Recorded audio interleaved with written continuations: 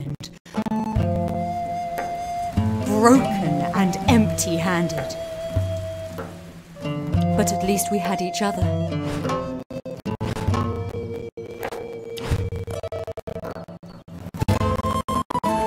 We did all we could to build a new home.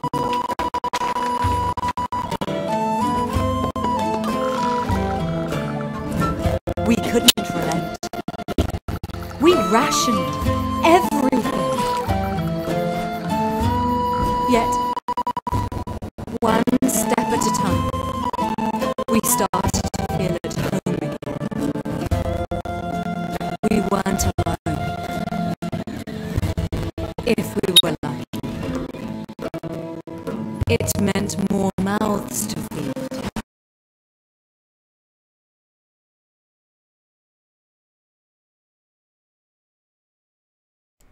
Hello guys, sorry, Hello.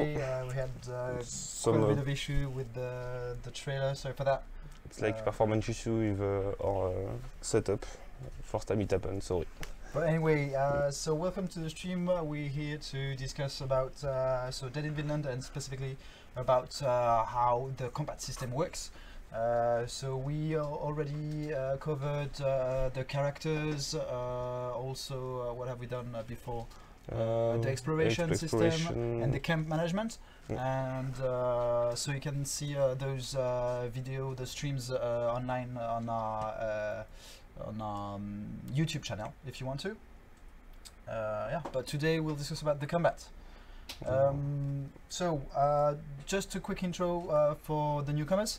So Dead in Vinland is a game we just released on Steam. April 12th. Indeed.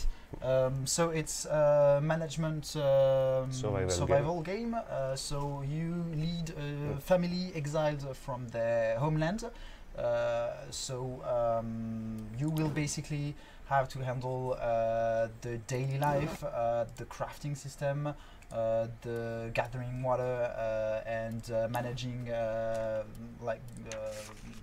life resources, and also you have to manage some statistics in order to just survive the adventure and on the island. To settle with many things that can happen to you. You'll discover when the game goes on where that danger can happen in this island, etc.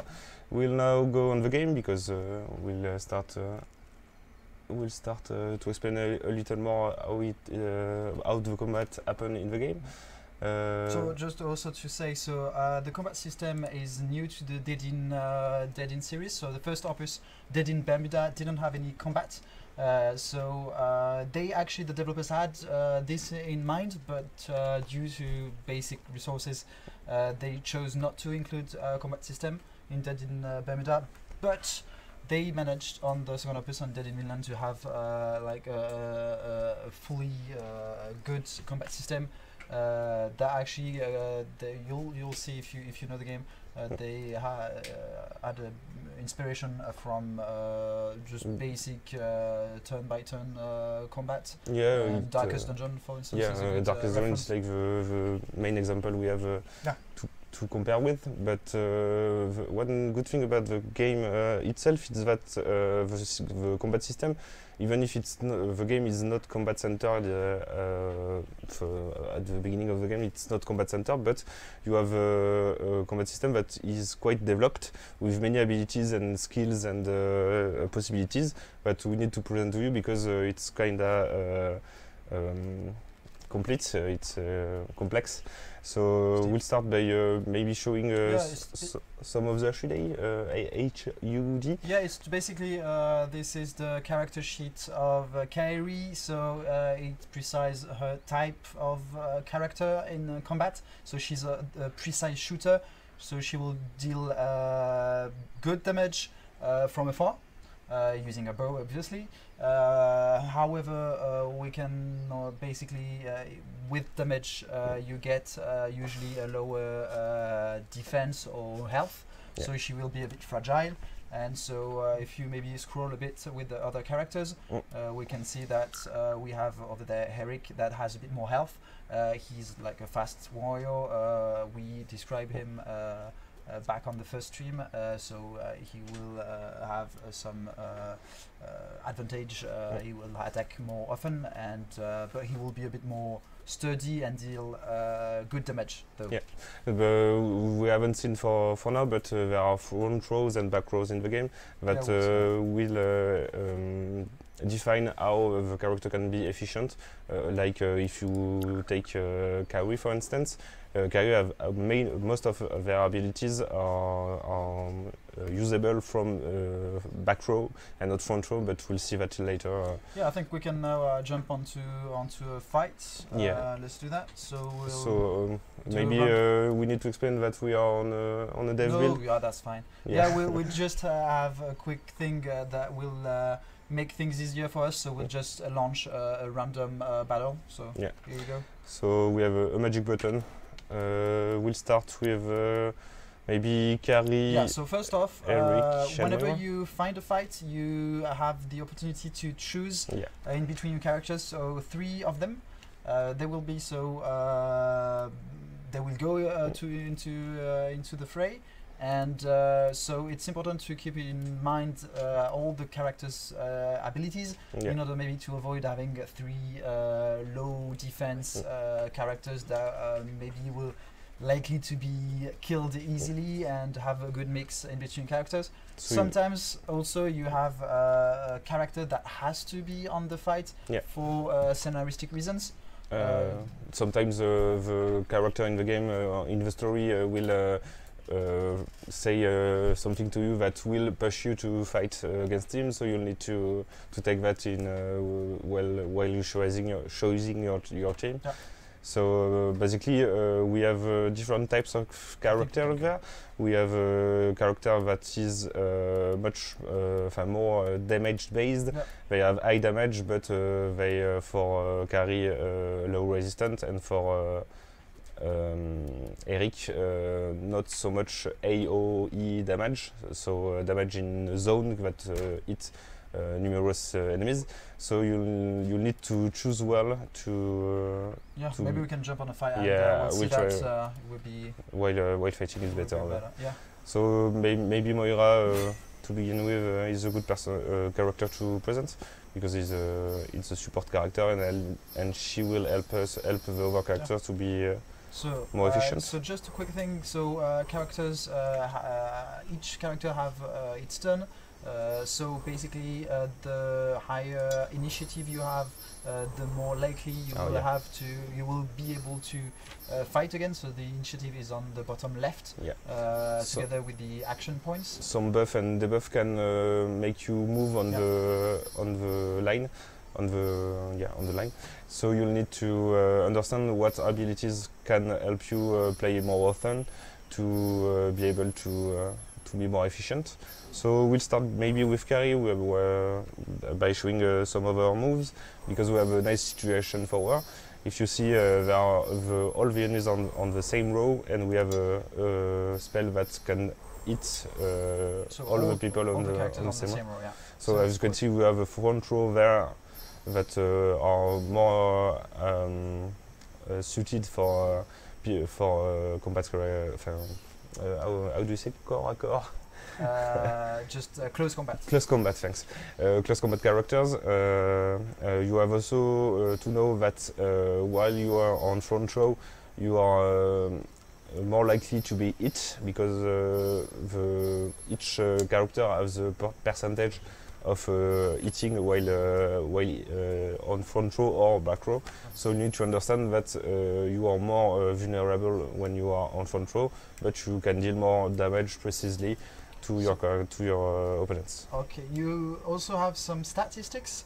You can see there that she has a 70% chance of hitting the damage that she will likely to deal, and the percentage of critical damage. So we'll go with this. So she did quite a lot of damage, but as you see, it took actually quite a lot of action points. So we don't have any action left yet. We do have a couple of move left. We can move forward, but it wouldn't be a really good choice. So it would make her actually quite sensible to damage from the opposite characters. Or we can also end the turn and actually have a boost in action points for the next turn. A good thing to know is that all the characters have the same two abilities, that are move and turn, that is common to all characters, and it can be good to save one action point for the next turn, because while you start the game you don't have that much action point. You have to know that we are on a game that is quite advanced, and we have good stats. So when you start the game, you will not have that more possibilities. So another thing to add also, you can see that, as you said before, depending on the row you are, you have some actions that will not be allowed, because, for instance, Moira here cannot use her prayer to the gods because she needs to be on the front row, which is not. So what we'll do, we'll send a curse to maybe the maiden. Maybe we'll focus on her to take her down first.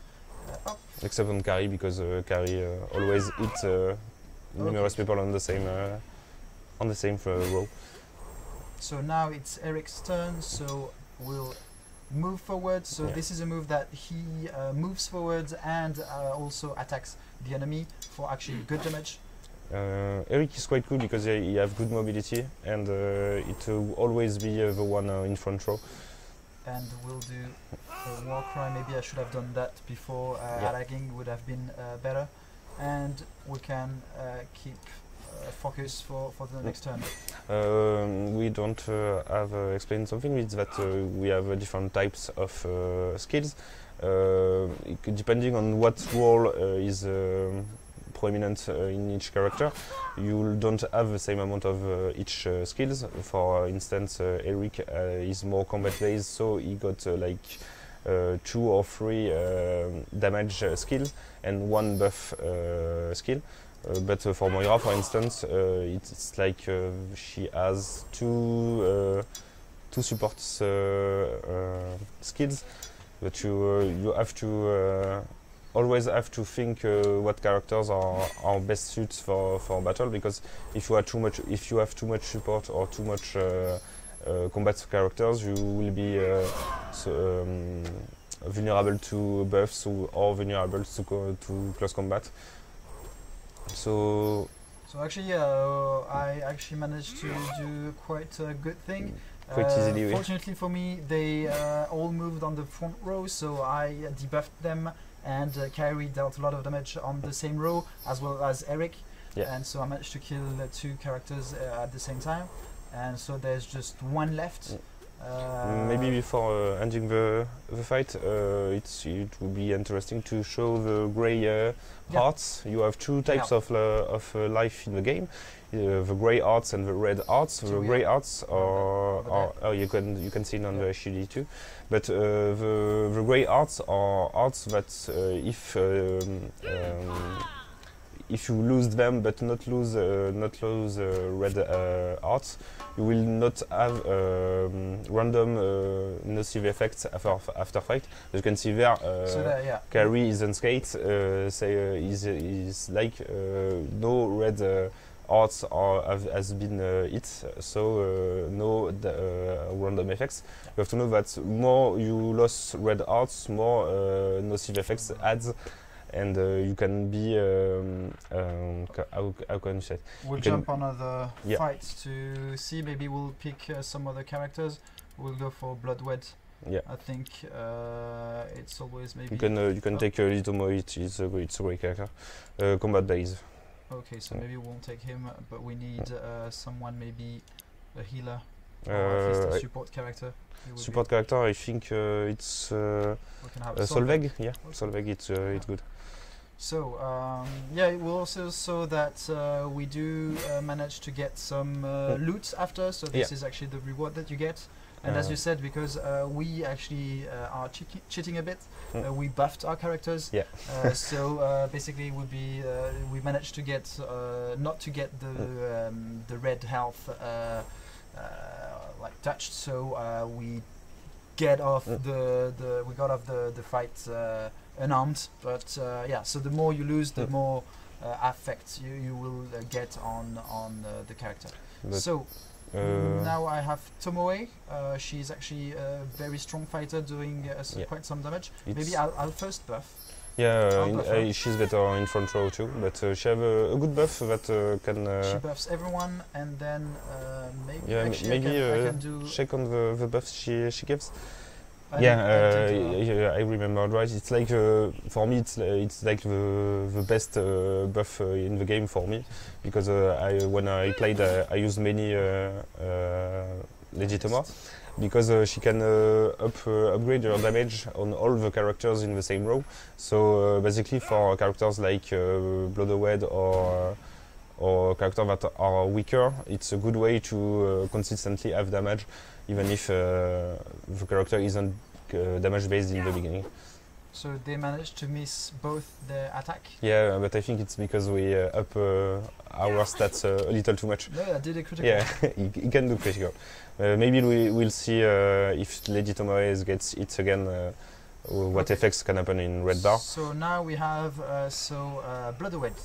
She is actually quite kind of a tank, or at least she buffs the defense, her defense, but also the defense of the other character. While having attacks I will that can... buff actually Tomoe, because she's a bit low in grey health, and I will move on the front row attacking the enemy. Could be considered as a bruiser a little bit, because she has many mobility moves and moves that make difficult for opponents to be efficient. So we do have quite a lot of abilities also on Solveig. She doesn't do much damage. Yeah. However, she has quite nice buffs. She lowers raise the initiative, and people take less damage.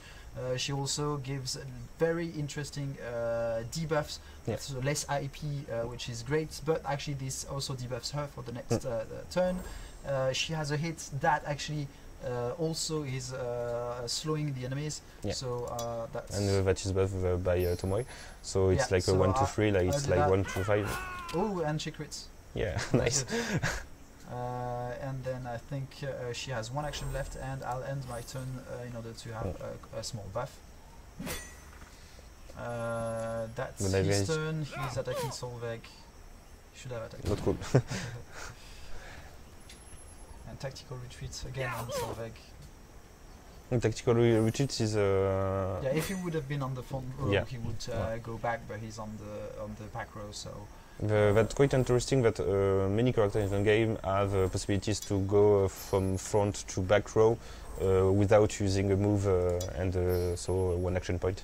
It could be very cool to change people that are in front row and back row, considering the enemies you have in front of you. Because for now we only add close combat enemies, but we can also come across some long distance enemies. So I move her back in order to keep actually steady. We need to see a little bit being hit. Oh, do you want to? I would like her to be hit just to. I'll pass some turns to see the red bar, effect when you are hit. Maybe you can just end turns until some... Yeah, but I'm afraid he will keep on attacking Solveig, but... Oh no, actually, he does. Yeah. Nice, we got what we wanted.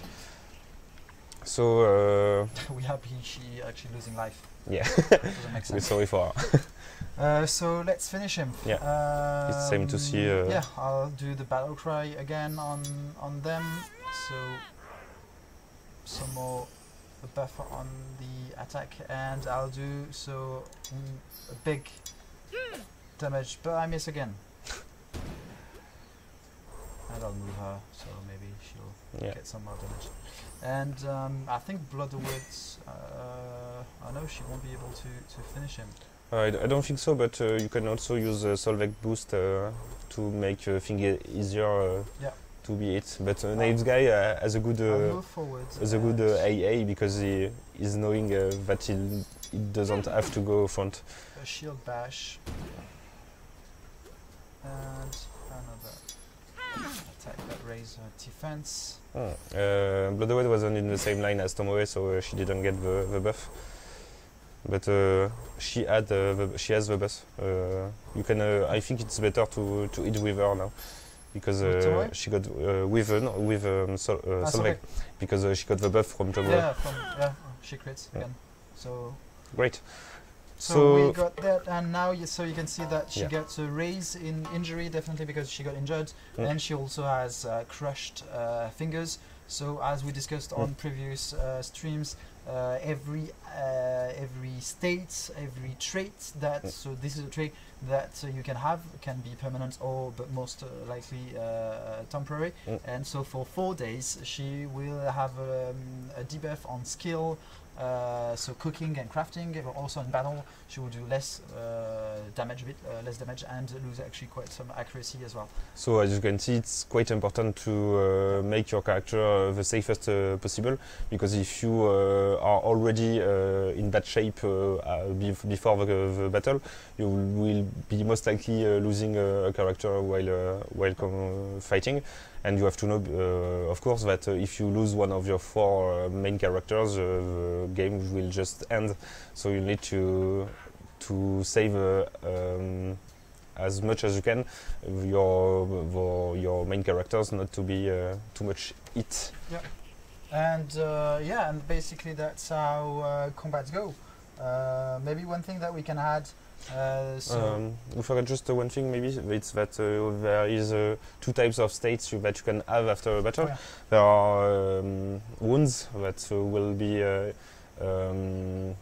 physical effects, but you also have mental effects, because sometimes the character will be depressed after a battle because she thinks the situation is over and they can just survive. And you also have to they will not touch the same stats than the wounds. So as you can see, for Crush Fingers it's like cooking and crafting, but it will be exploring or some other stats with the mental states. And also, if actually a character loses all his or her health on combat, the impact will be higher. So definitely, this is crushed fingers is not too heavy. Can have head wounds or buff. Yeah, you can have actually stronger severe wounds. Severe ones, yeah. But actually, your character will not die directly after a combat. I don't know if it's good, but you can already die from bad stats on your vital signs. Yeah, so that's how combat goes. So we basically have done most of the combat system, but we haven't introduced the other characters because they are quite different from each other, and it will take too much time to do. Maybe we can finish on what. We can show a couple some enemies over there. So we can see that there are plenty of enemies. We had some knives guy fighting us, but you can see on the middle the one of the villain, Bjorn. But you have also some drunk masters or some. And from what you see there, you only see fellows of Bjorn, but there are many other opponents that you can step on while exploring the island. But we don't give everything today.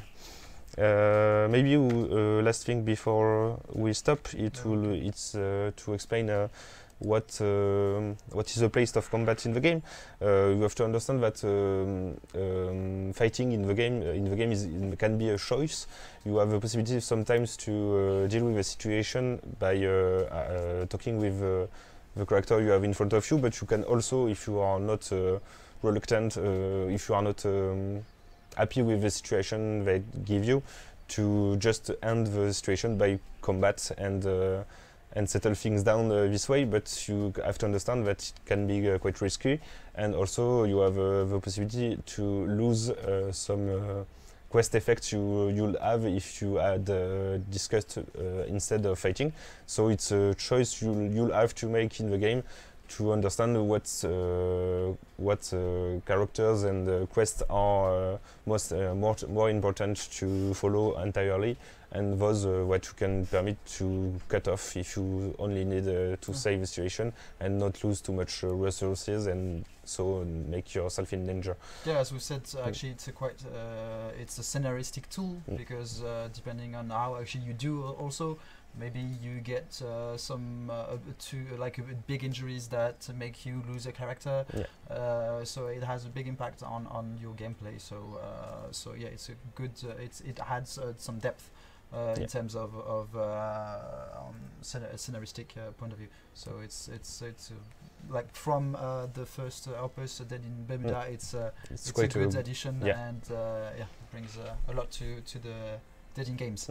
Yeah, I think we've done all for today. So just a quick recap. So the game is actually now out. You can get it on Steam, on GOG or Origin. And that's all I think. That's it. Maybe we'll finish with the teaser one last time, and then you will go. So have a good night, everyone. I hope everything was good for you. Don't hesitate to comment below the video on YouTube, Facebook, or on the video on Twitch, so we can answer your questions. Have a good night. Bye.